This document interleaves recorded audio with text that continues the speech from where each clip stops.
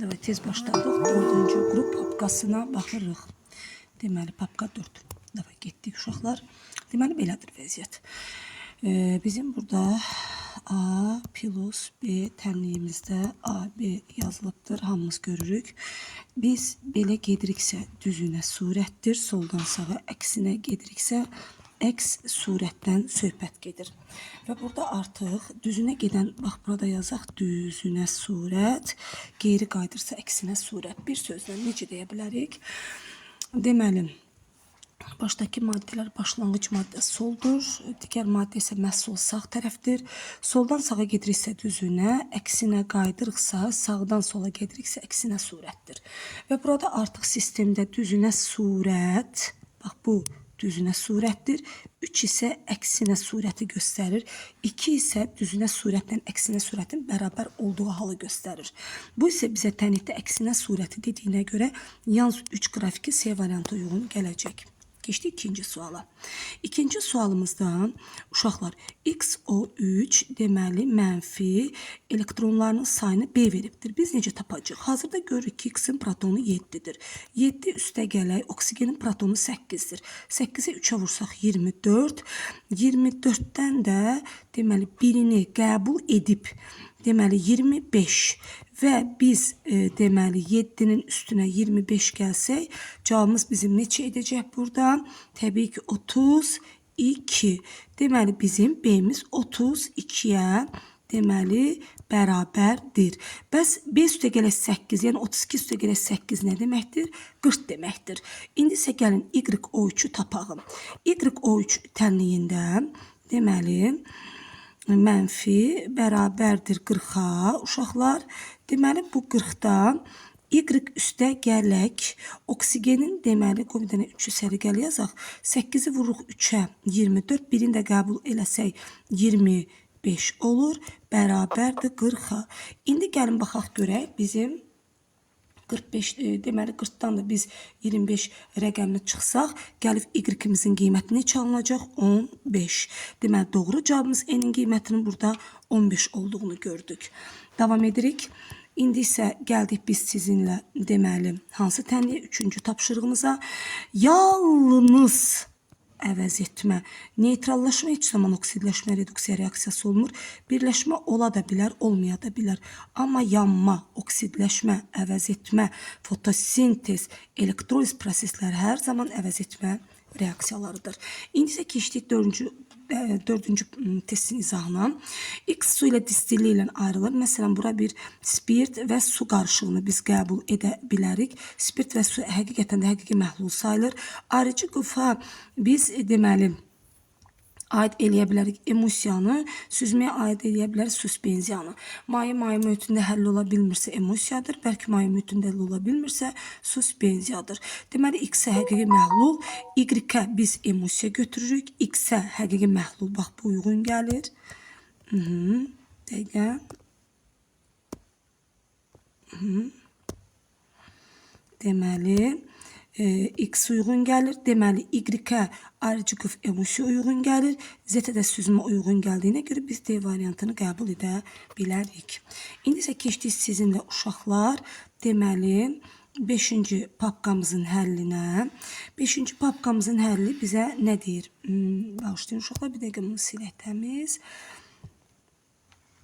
5-ci papkamızın bizə həlli burada nə deyir? Deməli 5-ci papkamızın həllində hansı ifadə doğrudur? Gördüyümüz kimi spirt birli spirtdir. Oksidləşəndə aldehitə çevrilir. Bəli. Dietil efirinin izomeridir. Uşaqlar, dietil efirinin efiri C2H5O C2H5 şəklində yazılır. Dietil efirində 4 karbon, 10 hidrogen, deməli 10 hidrogenimiz, bir oksigenimiz var.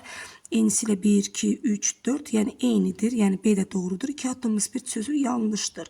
Axı bu niyə 2 atomlu spirtdir? Bir hidroksidik olanlara bir atomlu spirt deyirik. Sonra adlandırsaq adı nə olacaq? 2 metil propanol 1. Əlbəttə ki adlandırsaq 1, 2, 3. Deməli hidroksid qrupuna yaxın yerdən nömrələyirik və doğru olur. Qələvi metallarla təbii ki reaksiyaya girir. Qələvi metalların reaksiyaya girdiyinə görə bir hidrogen atomu çıxır. 0,5 sayda mol hidrogen qazı ayrılır. Təbii ki Y variantı da doğru. doğrudur. Səhv olan C variantıdır. 6-cı sual. Lityum X ilə reaksiya girərsə, lityum X əmələ gətirirsə bu hidrogen, lityum 2N əmələ gətirirsə bu təbii ki C variantıdır. Qələm metalların içində bircə dənə bilin ki, lityum oksid əmələ gətirir. Natrium, bax bunu bilməyinizi çox istəyirəm. Natrium peroksid əmələ gətirir. Kalium isə kalium superoksid əmələ gətirir. Sonra uşaqlar biz davam elədik. İndi isə keçdik biz 6-cıya.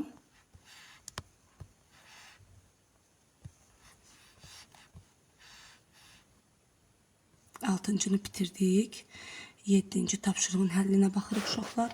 7-ci tapşırığın həllində bizə nə deyir? Kapron turşusunu göstər. Kapron butan turşusunda metan turşusu 1, sirkə turşusu 2, propan turşusu 3, butan turşusu 4, pentan turşusunda 5, kapron turşusu deməli bizə heksan turşusudur və orada 6 karbon atomu olmalıdır. Deməli 6 karbon atomu olmalıdır. Deməli ona da görə də məsəl üçün burada B və C variantından səhvlik gedibdir. Baxaq. Birə bir ki, mən sizə yazım da buradan 1, baxın diqqətlə.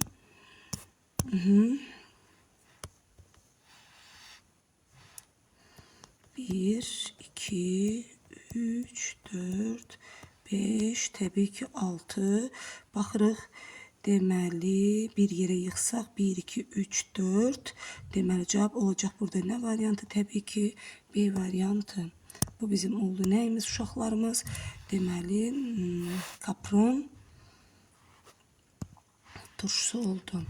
Davam edək. Keçirik 8-ci suala. Xlor atomunu, xlor atomu olarsa bu nə adlanır? Diqqətlə baxmanız lazımdır. Bir dəqiqə uşaqlar. Bir dəqiqə bunu düzəldək.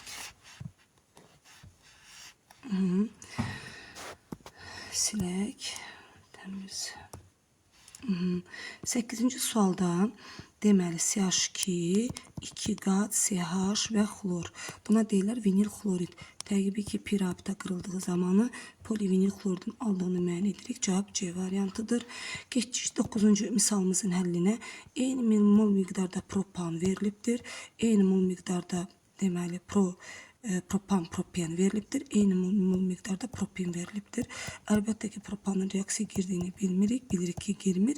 Hidrogen isə burada deməli özünə 2 mol hidrogen birləşdirib, bağışlayın uşaqlar, özünə deməli hidrogen 1 mol, propen özünə 1 mol hidrogen, propen özünə 2 mol hidrogen birləşdirib, təbii ki, hər iki halda nəyə çevrilibdir? Propana çevrilibdir. Ay sağ olun. Və burada qarşını tam doydurmaq üçün 60 litr hidrogen sərf olunur. Bu qarşının ümumi həcmini tapın. Qarşını tam doydurmaq üçün 3 litrə baxdığımız kimi 2 litr deməli lazımdırsa, 60 litri doydurmaq üçün isə bizə 120-ni çövürərsə 40 litr lazımdır. Bərabər molda deyilir deyənə 20, ümumilikdə 60 mol litr demişsə də 20 molda propanın payına düşür. Bu qarşının ümumi həcmi nə qədər olar? Təbii ki 60 litrə bərabər olar. Cavab Y variantıdır. İndi isə 10-cu suala baxırıq. Alkin, CnH2 plus 1 NH2 qrupu ilə hesablanır. N'in yerinə 3 qoysaz C3H7 NH2 alınır. Təbii ki burada 9 dənə deməli karbonun 9 dənə hidrogen alındığını gördük. 9 dənə hidrogen alındığını gördük uşaqlar və eyni zamanda indi isə digər karbon turşusuna baxırıq. CnH2O2. Deməli bizə burada nə deyir? Hidrogen atomlarının sayı 10'dur. 2N'i 10 götürsək, N'i də 5 götürə bilərik. Deməli bir sözlə doğru variantımız 9 və 5 və doğru variantımız D variantı edir. Gəldik 11-ci sualımızın həllinə. Qəşəng maraqlı sualdır. Ümumiyyətlə hansı maddələr suda pis həlli olur? Bilin ki, burada X və Z ümumiyyətlə suda həlli olunur. X və Z doğru variantımız. X, Y bağışlayın. B variantı elədir. Səbəb natriumun, kaliumun, amoniumun ortofosfatlarından başqa digər ortofosfatlar suda həlli olunur. Sadefir. Sadefir molekulunda karbon atomlarının minimum sayını X verib, molekuldaki karbon atomlarının sayını 1 verib. Bizə ən azı deməli 4 dənə karbon lazımdır ki, bax bu birlidir, bu ikilidir, bu birlidir, bu da ümumiyyətlə heç birli sayılmır. Və burada ən azı bir dənə ikili karbon atomu olmaqdan ötəri bizə ən azı 4 dənə karbon lazımdır.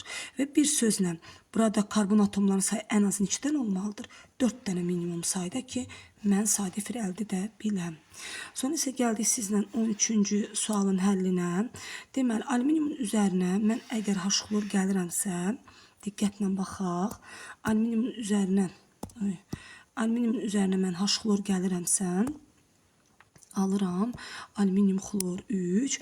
Alüminium xlor üçün üzərinə 3 molekula natrium OH gəlirəmsə, alınır alüminium OH-dan 3 dəfə və eyni zamanda 3 natrium xlor əmələ gəlir. Alüminium OH-dan 3 dəfə öz növbəsində yüksək temperaturda qızılıqda parçalanırsa, alüminium 2O2 və su əmələ gətirir. Və bu bizdən Z maddəsi haqqında, yəni alüminium 2O3 haqqında nəyin doğru olmadığını soruşur. Bəlkə maddə çətin əriyən maddə təbii ki, nitrat turş ilə qarışıq təsirdə olur, razıyam. Amfoter xassəlidir, təbii ki, su ilə qarışıq təsirdə bax D bəndidir. Su ilə reaksiya gedə bilməz. Burada D variantıdır. Su ilə reaksiya girən birinci qrup A və ikinci qrup A elementləridir. Yəni ikinci qrup A dedikdə kalsium oksid, barium oksid, stronsium oksiddən söhbət gedir.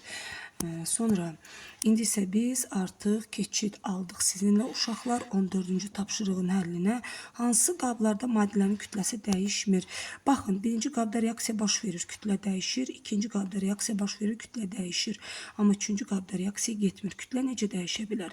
CO2-nin üzərinə natrium OH gələrəmsə, buradan birin birə nisbətinə görürsünüz, yeni maddə alındı və kütlənin dəyişdiyi müşahidə olundu. Və yaxud da amonyak əsasi xassəli qazdır. H-xlorla reaksiya girir və NH4 xlor qazı alınır. Yenə kütlənin dəyişdiyi müşahidə olundu. Amma digər halda reaksiya baş vermir. Deməli, doğru variantımız yalnız 3-dür və variant Y variantı olacaq uşaqlar. Keçdik, hansı tuzlusta məhlul elektroz zamanı çöküntü alınır? Mən burada birbaşa elə maqnezium xlor 2 deyərdim. Çünki maqnezium xlor 2-nin üzərinə su gələndə katodda bilməlisiniz ki, hidrogen qazı ayrılır, xlorun yerinə xlor ayrılır və məhluldan maqnezium hidroksid əmələ gəlir. Maqnezium hidroksidin əmələ gəlməsi çöküntünün əmələ gəlməsi deməkdir. Davam elədik uşaqlar. İndi isə sadə 16-cı sualdır. 16-cı sual, yerimizi silək ki, təmiz bir mühit yaradaq burada.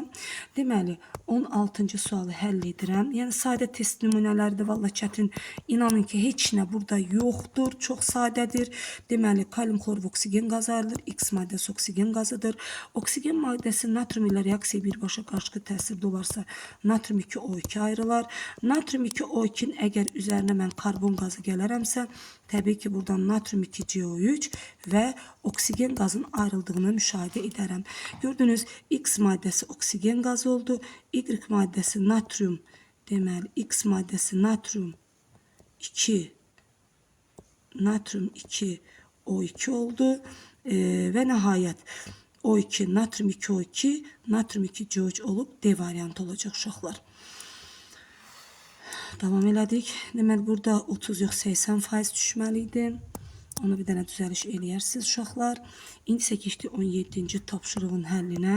17-ci tapşırıq budur ki, 500 kiloqram əhəng daşının, deməli, tərkibində 80% kalsium karbonat olan 500 kiloqram əhəng daşından neçə kiloqram adi şüşə alınır? 500 kiloqram 100%-imizindir. 80%-imizin isə təbii ki 400-dür.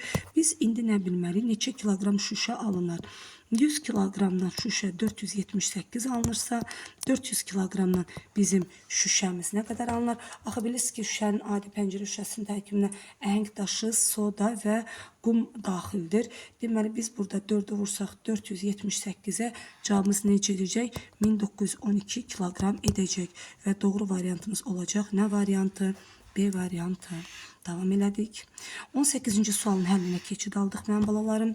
Deməli, 18-ci sualın keçidinə nəzər eləyək.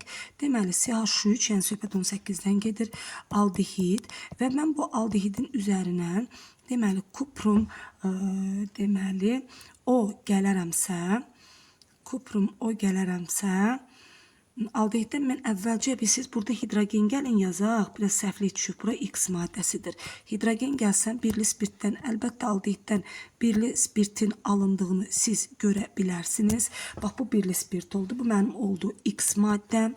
Sonra birli spirtin birli spirtin üzerine bak bir tane silin. Siz artık birli spirit olduğunu bildiniz. Oldu bir başa düşdünüz ki birinci X maddesi bak bunu bildiniz. Bildiniz ki X maddesi oldu C2H5OH. Keçdim ikinciye. Mən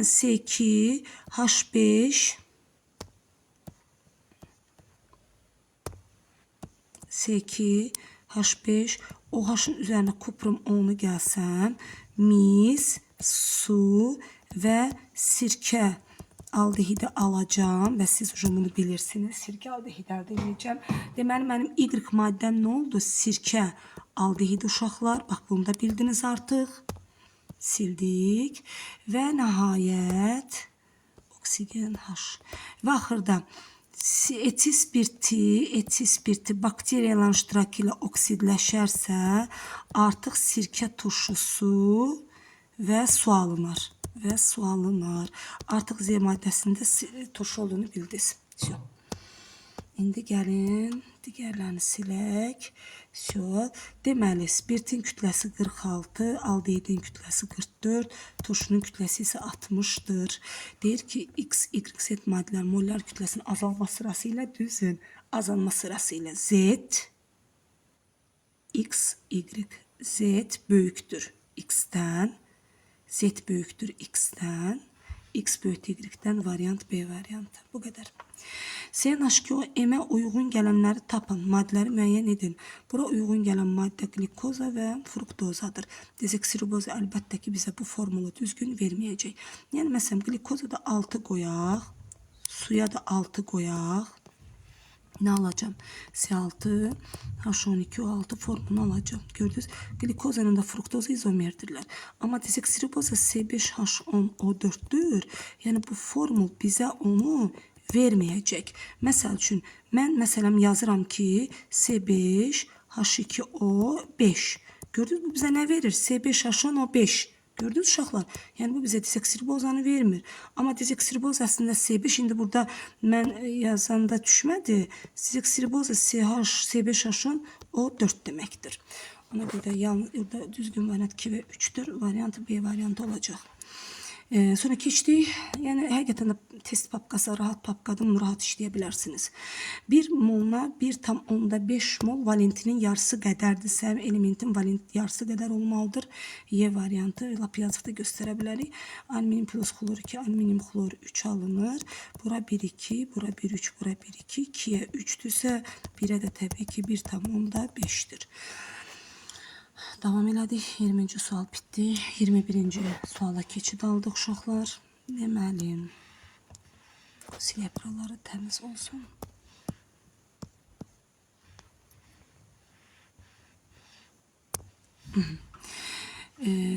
Allotrop şəkil dəyişməsi var. Maksimumdan müsbət, minimum oksidaşma dərəcəsi 4'dür. Söhbət gedir əlbəttə kükürddən. Hansı reaksiyada maddələrin, hansı hallarda reaksiyadan alınan məhsulların qızıltı ilkin maddələr alınır?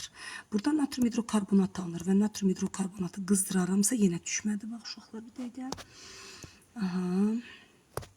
Buradan alınar natrium hidrokarbonat. Natrium hidrokarbonatı qızdıraramsa, əlbəttə gəlib yenə də parçalanarsa 1'ə çevirilər.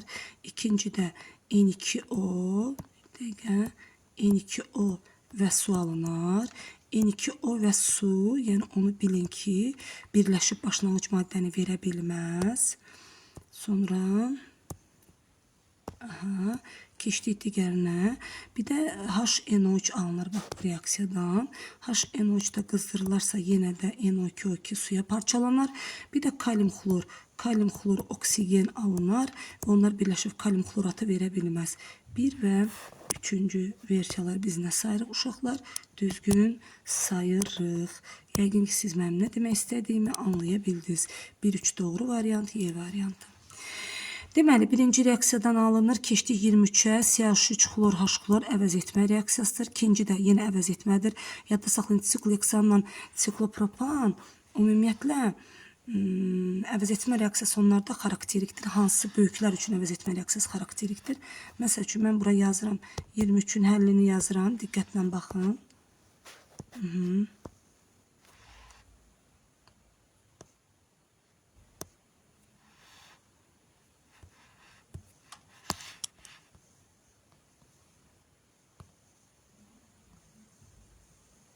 Baxın uşaqlar.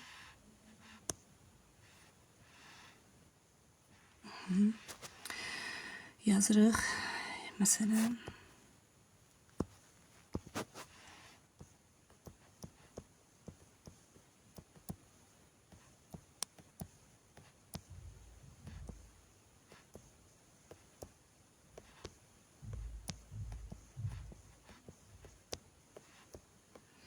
üstünə xlorikini gəlsəm, xlor olar və təbii ki, xlor bir əvəz olunma olacaq.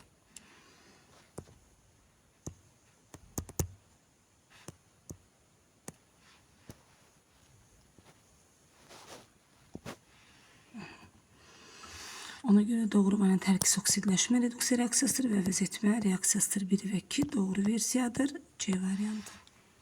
Davam edelim. 24. sual. 20 derece Celsius'dan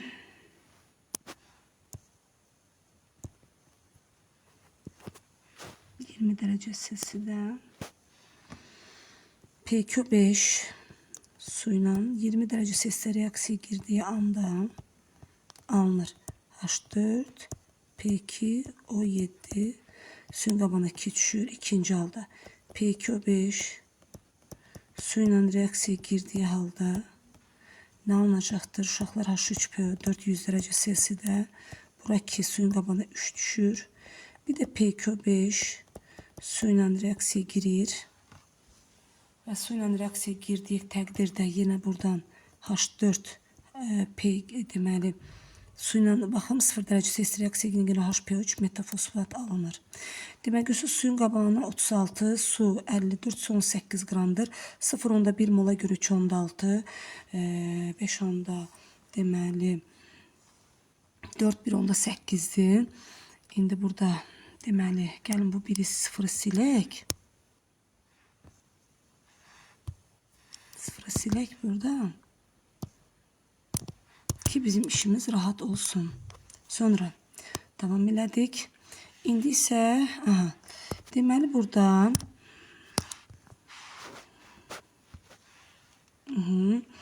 deməli doğru variantımız olacaqdır. 4 əsaslı, doğru variantımız 3 əsaslı, 1 əsaslı. 4, 3, 1 və olacaq. A variantımız burada 0'ı silək ki, yəni söhbət burada 1 var etdidən geçsin. Yəni oksidaşma dərəcəsi 1 olsun da belə deyək. Davam elədik. Uşaqlar, indi isə keçdik 25-ci suala. X-in 0,5 molunun kütləsi 60 qramdır. 1 molunun kütləsi 120 qramdır. Digər 0,5 molunun kütləsi 20 qramdırsa, 1 molunun kütləsi 40 qramdır. Burada 120, burada isə 40 qramdan söhbət gedir. Deməli, X-in kütləsi 120, Y-in kütləsi 40-dır. Nə qədər fərq var? 3 qədər. Deməli, X-in kütləsi 3-dür və çox. Y-in kütləsi 1'dir də belə desək. Və X-dən Y-in kütlələrini bərabərləməsi eləsək, Y 3 dəfə artırmalı olacaq və doğru variantımız nə olacaq? A variantı. Hər ikisini 1 mola gətirdim, hesablama işini apardım. Deməli, bu qədər. Sağ olun, palbalalar, salamat qalın.